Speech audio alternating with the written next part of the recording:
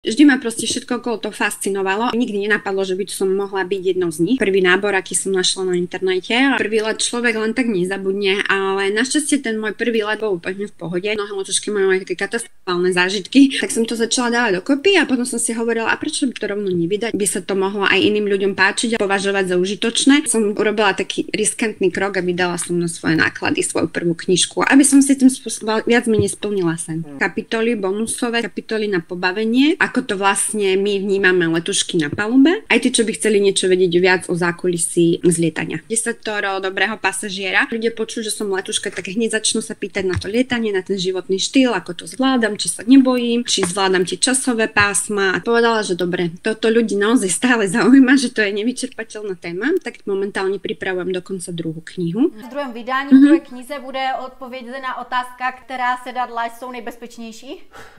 Určite.